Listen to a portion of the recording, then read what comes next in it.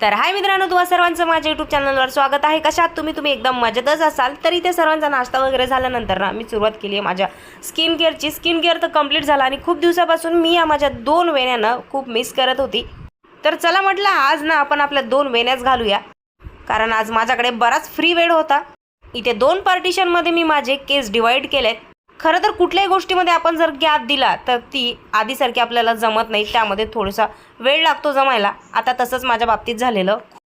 6-7 महिने झालेले मी अशा वेण्या घातले नाही, कारण आजकाल आधीसारखा माझ्याकडे फ्री वेळच नसतो आणि आज ना माझ्याकडे प्रमोशनचे काही व्हिडिओ बनवायचे नव्हते। चला म्हटलं आपलाच नट्टापट्टा करूया। खूप कष्ट करून फायनली कशी तरी मी वेणी घातले। इकडे पूर्ण बाहेर निघाले।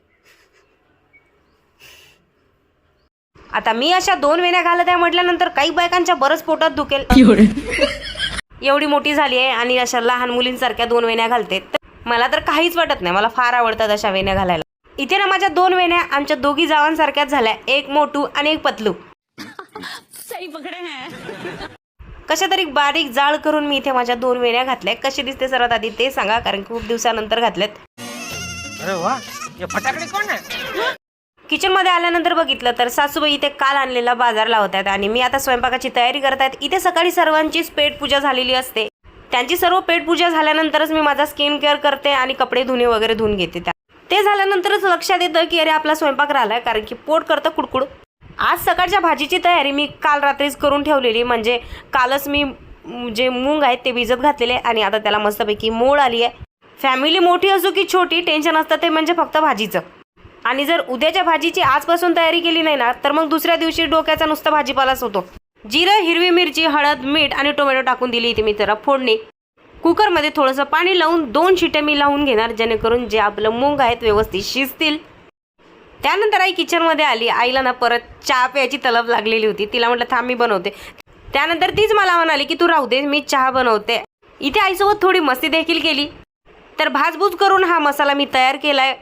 हा मसाला मिक्सरमधून काढत असताना मी एकदम बारीक काढते आणि बारीक काढल्यानंतर ती मुंगाची जी रश्याची भाजी आहे ना एवढी छान बनते, एक नंबर।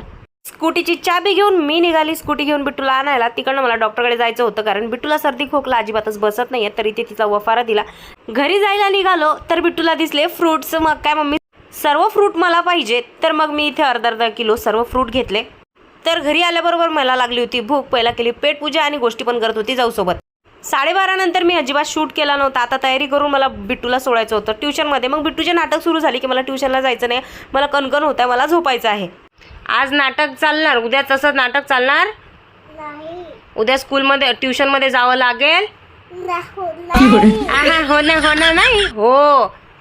मला तर वाटलं की बिट्टू झोपणारच नाही, पण खरं सांगू का ती झोपली आणि माझा पण डोळा लागला होता, पण मी माझा फोन वाजला म्हणून झोपेतून उठली। 4 वाजता इथे बिट्टू झोपली आणि 4:30ला असा खोकला आला ना की डायरेक्ट बिट्टू झोपेतूनच उठली। खूप खोकलत होती। मम्मी मला उलटी येत आहे, खोकलून औषध दे असं मग ती माझ्याशी बोलत होती। झोपली, खोकला सुरू, झोपेतून उठली। म्हटलं आता मस्त एडिटिंग करते, कसलं काय। आणि चहा झाल्यानंतर आईची तयारी झाली होती की मी जाते म्हणून, आणि आईला खूप जबरदस्तीने आम्ही थांबवलं। आर्यन, मी, बिट्टू। खूप रडत आहे। हो का? काय का असू का रडत आहेस? मला सोनूताईची आठवण आली। आई येते ना परत, नाही सामानाला गेली ना। आणि ही माझी काठी काय करते ना, जो फूड कलर आहे तो तिच्या लिप्सला लावते आणि म्हणते बघ ना मी लिपस्टिक लावली आहे। आता देखील तिने तसंच केलेलं आणि स्वतःला मिरर मध्ये बघायला गेली आहे।